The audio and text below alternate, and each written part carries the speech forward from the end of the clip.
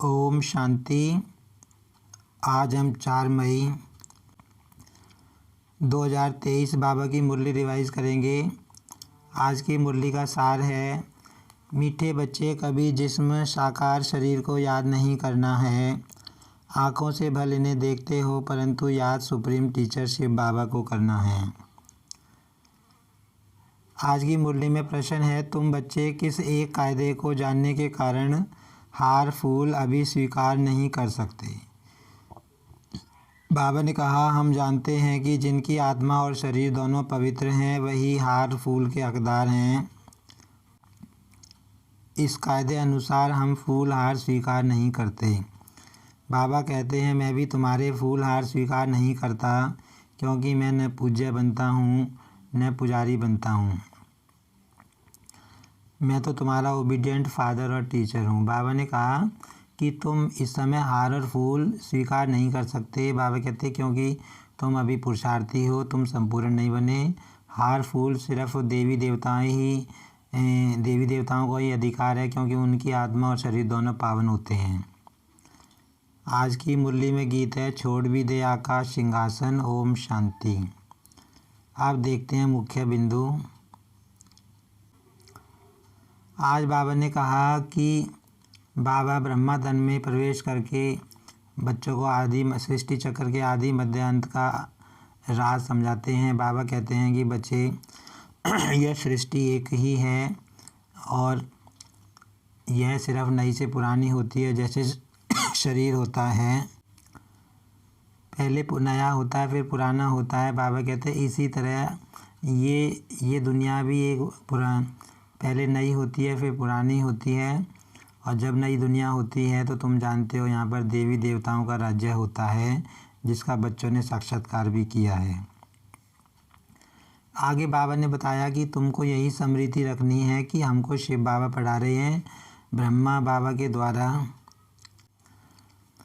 ब्रह्मा के तन में आकर शिव बाबा हमको राजयोग की शिक्षा दे रहे हैं। बाबा कहते हैं तुम्हें इस ब्रह्मा के शरीर को याद नहीं करना है, याद तुम्हें शिव बाबा को ही करना है और देह अभिमान छोड़ देना है। अपने को आत्मा समझकर शिव बाबा को निरंतर याद करने की मेहनत करनी है। आगे बाबा ने बताया, जो ये ज्ञान तुम अभी सुन रहे हो ये फिर नई दुनिया में जब जाओगे तुम सतयुग में तो वहाँ पर ये ज्ञान लोप हो जाएगा। बाबा कहते वहाँ पर ज्ञान की ज़रूरत ही नहीं रहती क्योंकि राजधानी स्थापन हो जाती है और हर आत्मा वहाँ सदगति में होती है। बाबा ने कहा कि ज्ञान दिया ही जाता है दुर्गति से सदगति में ले जाने के लिए, तो जब वहाँ पर सब सदगति में है तो वहाँ ज्ञान की ज़रूरत ही नहीं। बाबा ने फिर ये भी बताया कि मनुष्य जब तब दान पुण्य करते हैं लेकिन भक्ति मार्ग से मुझे कोई मिल नहीं सकता। आत्मा के पंख टूटे हुए हैं, बाबा आकर ही सबको आत्मा के पंख देते हैं। आगे बाबा ने बताया कि सतयुग में मनुष्य भी कम होंगे और वहाँ पर जो है वैभव बहुत ज़्यादा होंगे। बाबा कहते यहाँ तो इतने मनुष्य हैं कि खाने के लिए भी नहीं मिलता, ज़मीन भी कलराठी बन गई है। लेकिन बाबा कहते वहाँ ज़मीन भी नहीं बन जाएगी, सब कुछ नया होगा। बाबा कहते उसका नाम ही है स्वर्ग। तो बाबा कहते कि यह पुराना घर है, फिर तुम नए घर में जाओगे, तुम्हारी बुद्धि उसमें जानी चाहिए।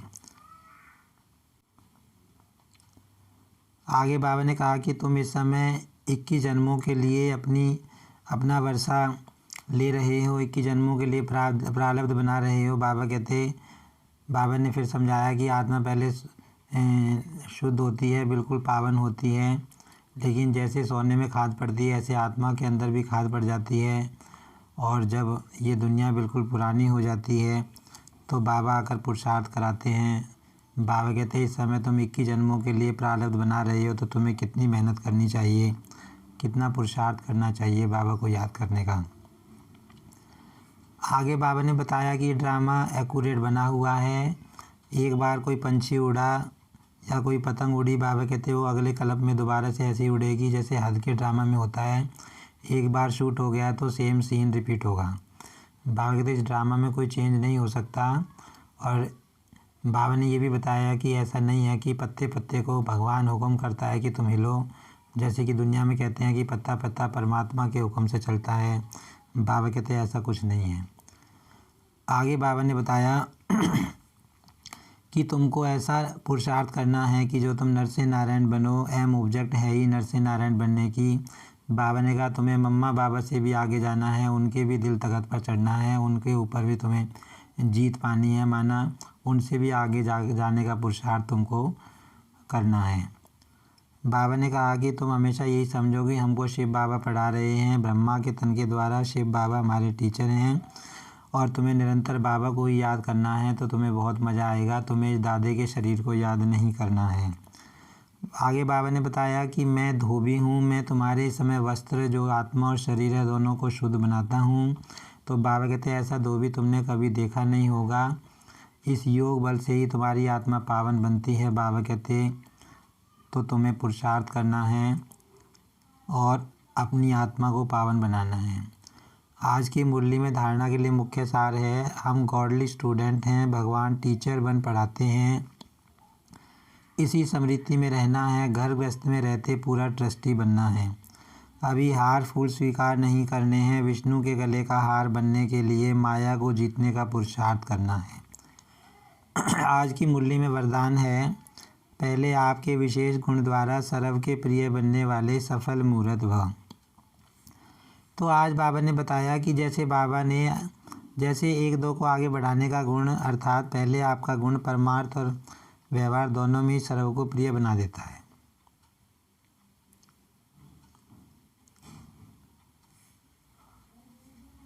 बाप का भी यही मुख्य गुण है। बाप कहते हैं बच्चे पहले आप। तो बाबा ने बताया कि जैसे बाबा हमेशा बच्चों को आगे रखते हैं, ऐसे ही तुम्हें भी एक दूसरों को आगे रखना है।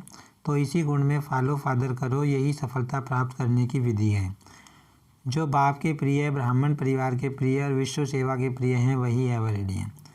बाबा कहते हैं कि जैसे बाबा हर बच्चे को बढ़ाई करके आगे चलाते हैं, बच्चे हाँ तुम अच्छा सुना रहे हो, तुम अच्छा कर रहे हो, तुम आगे बढ़ो, ऐसे बाबा कहते हैं तुम्हें भी आपस में ब्राह्मण आत्माओं के कनेक्शन में आते हुए एक दो को आगे बढ़ाना है, एक दो को आगे रखना है। तो बाबा कहते हैं उससे क्या तुम बन जाओगे, तुम ब्राह्मण परिवार के प्रिय बन जाओगे, विश्व सेवा के प्रिय बन जाओगे और बाप के प्रिय बन जाओगे। तो बाबा ने कहा जिसके अंदर ये तीनों विशेषताएं होती हैं वही एवरेडी माना जाता है। आज की मुरली में स्लोगन है, मनन शक्ति के आधार से ज्ञान खजाने को अपना बना लो तो विघ्न विदाई ले लेंगे। बाबा कहते हैं कि सिर्फ ज्ञान का सुनना सुनाना नहीं होना चाहिए, बल्कि जो ज्ञान हम सुनते हैं उसका हमें मनन भी करना चाहिए, चिंतन भी करना चाहिए चलते फिरते। तब बाबा कहते हैं उस ज्ञान से शक्ति मिलती है और आत्मा विघ्न विनाशक बनती है।